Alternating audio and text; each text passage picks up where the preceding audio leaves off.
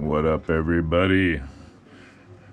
Here we are on our fourth Art and Talk session.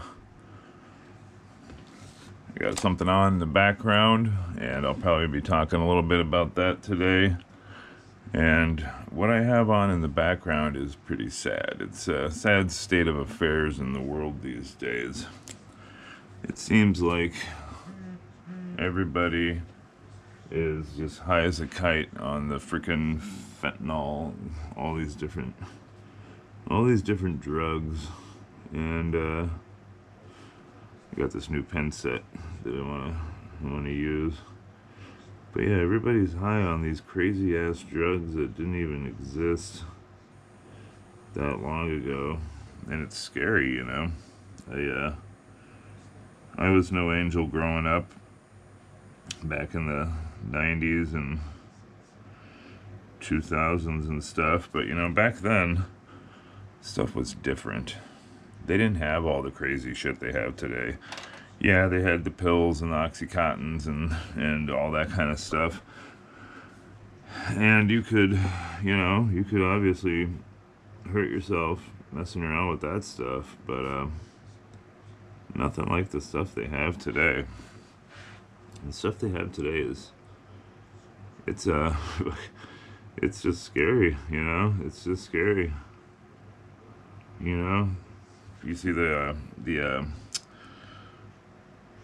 all these documentaries of people in Kensington, Philadelphia, street in Philadelphia, and it's just crazy, you know. It's just crazy.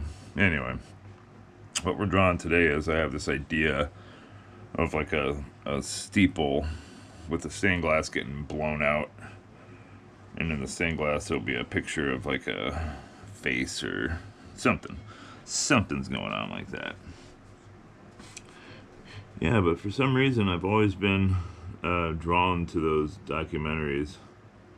You know, it's not because I like human suffering or something. I just for whatever reason I've always been gravitated to it for some weird reason. Couldn't tell you why.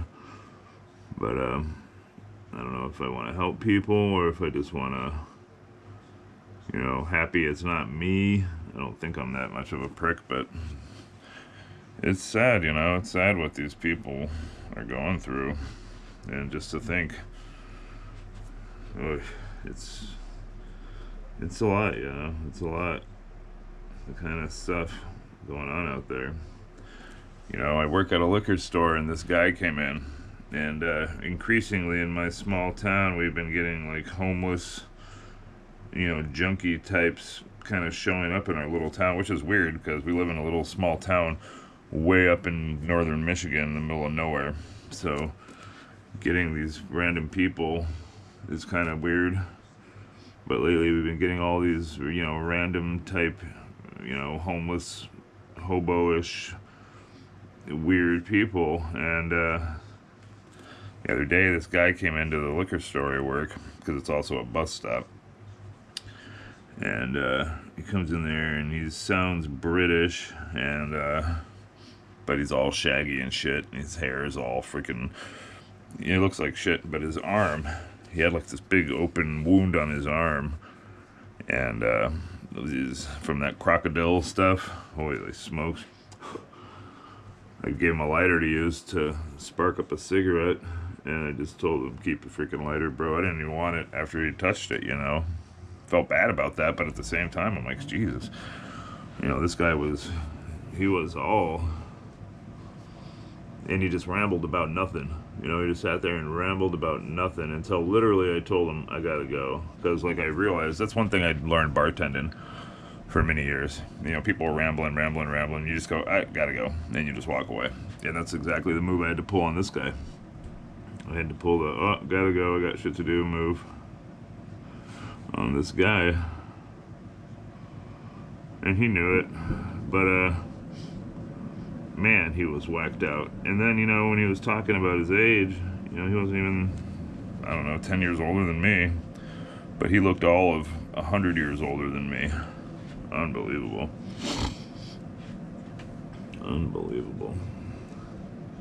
Yeah, so we got our glass popping out of the steeple. Once they make enough glass, I will make the steeple, you know, kind of like you're looking up at it, kind of like that. Yeah. Yep, crazy stuff. Got our first snow the other day, and it was a big, wet, crappy snowstorm, and it killed the power for like hours, which is kind of unusual around here. Power kept going on and off and on and off and on and off, and it was just it was a lot of times that the power did that. Yep. So tell me, if anybody out there is watching this and you live in a big city, is it really like that? I watch all these documentaries of people going into, you know, big cities, and there's just people flung around everywhere on drugs, and is that just bullshit, or is that a real thing? I mean, are that many people just totally strung out these days? I mean, I get that stuff is hard, but it's just like, wow, is that really happening to that level, you know? Are people really? Oi. Anyway, so I was listening to some stuff. I live in Michigan, so I like hearing about Michigan things going on. And one thing is the dog man thing. I don't know if you ever heard of dog man. Crazy stuff, you know? And it makes me wonder, you know? I want to see a dog man. I mean, I do and I don't want to see one, you know? I don't want to see it because obviously I don't want to see a dog man because I don't want to get eaten by the dog man. But at the same time, you know, I want to see something like that just so I can know in my mind, oh, it is real. Yeah. Anybody else seen any dogmen or chupacabras or anything like that? Be pretty cool. I've always had an interest in that kind of stuff, the cryptids and, you know, that kind of thing. I always thought how cool that is. And really, we don't know. There's so much stuff out there that we don't know. That it's, you know, it's easy to believe that it's possible. Totally easy to believe. I mean, think of all the crazy animals they find in the ocean all the time and all that kind of stuff. Speaking of the ocean, I see that James Cameron's Avatar, what is it, 3 coming out pretty quick? Ash and Fire, Fire and Ash, something like that. I wonder how good those movies are gonna do.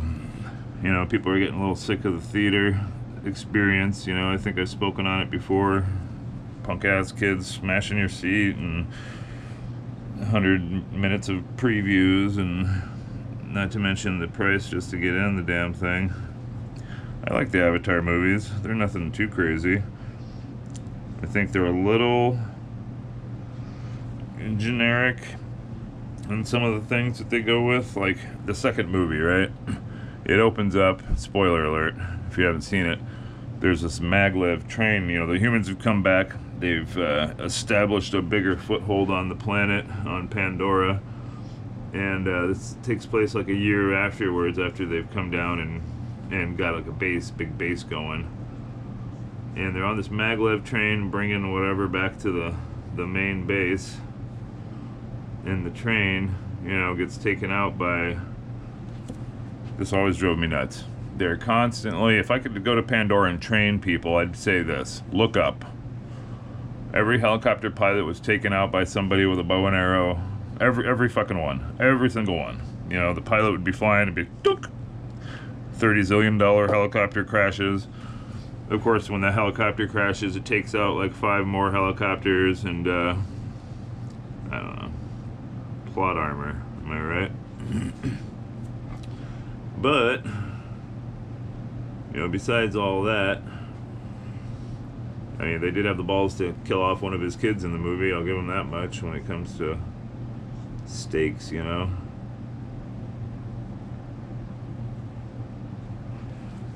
I imagine this third movie would be no different. The humans will have overwhelming technology and force, and they'll be taken out by, you know, the pterodactyls or whatever the hell they got. And that's the only part about the movie I don't like. It's like, come on. The humans would have won something. You know, they would have figured this out by now.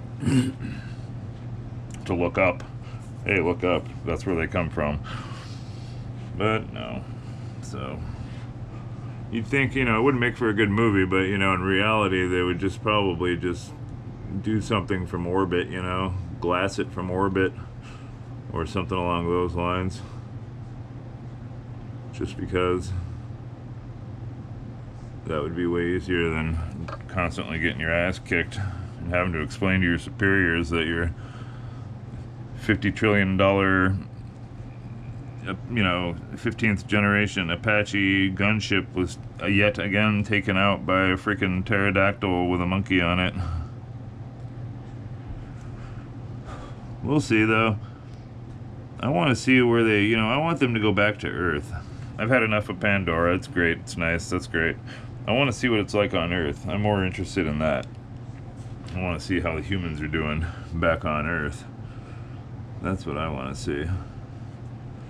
You know, are they... Is it totally screwed? Is the world united at all because it's falling apart? You know? What's the deal? Makes you wonder. Yep. Kid stayed home from school today because he wasn't feeling good. Left his freaking window open all night because he says it gets too hot in his room. So I go there to wake him up this morning and it's freaking 50 in there. And then his throat didn't feel good. Well, no shit. Kids. Kids, what can I say? Okay, so how do we want our thing to be? We want it to kind of come up like that.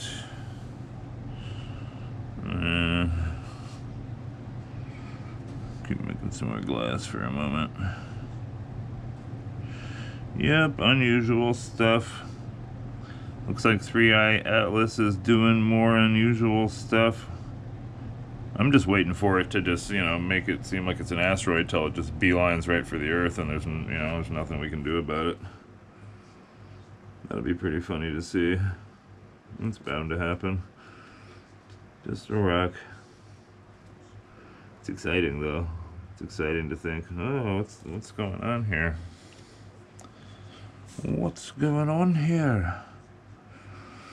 Okay, so... I'm gonna go up like that. Sorry, I'm trying to figure out in my head how I'm gonna do this. Maybe I'll just kind of go up like such. Committed now. Yeah. Yeah, 3-Eye Atlas moving at, you know, 18 zillion feet per second. Probably not that fast, but pretty damn fast. Yep. So we got our little place of worship here, whatever it is, with the stained glass. Coming out.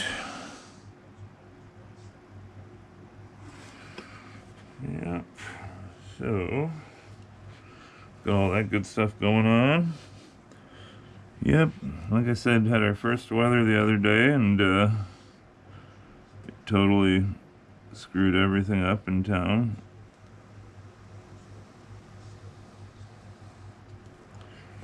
Alright. Yep, stained glass. So, I'm gonna make some smaller pieces here. Yep, funny stuff going on. There's always something going on, you know. You know, they say in school not to let your kid have a phone, like a smartphone, until they're at least 16 years old, and I don't blame them. Kids don't need to know all the stupid shit going on in the world yet. I mean, they do to an extent, but only to an extent, you know. So we got all this glass busting out of here. And what kind of stuff should we draw for the thing? Should it be a face? Should it be, several things? Not totally sure yet. Make the little place where it's breaking out of right here.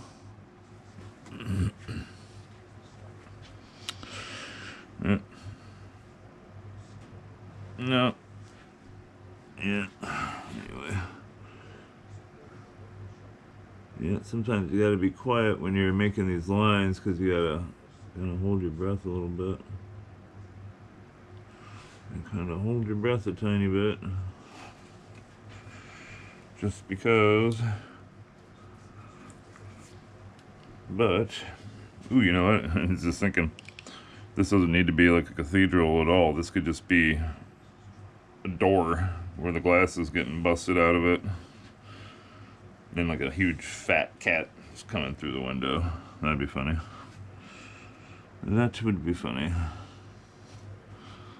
So we're gonna start about right there. And if we mess something up, we can just incorporate it into the illustration, hopefully. It's always a good thing to do. Yeah. All right. I was watching something the other day. It was talking about the state of the United Kingdom. And a lot of people want to talk about how bad it is. I've never been there, couldn't tell you. But just from people, it's like anything else these days, right? There's people that are for it and people that are against it. But it does seem like a lot of stuff over there has changed in recent years. For the good, I don't know. For the bad, again, I don't know. It's not my country, I couldn't tell you. But a lot of people there seem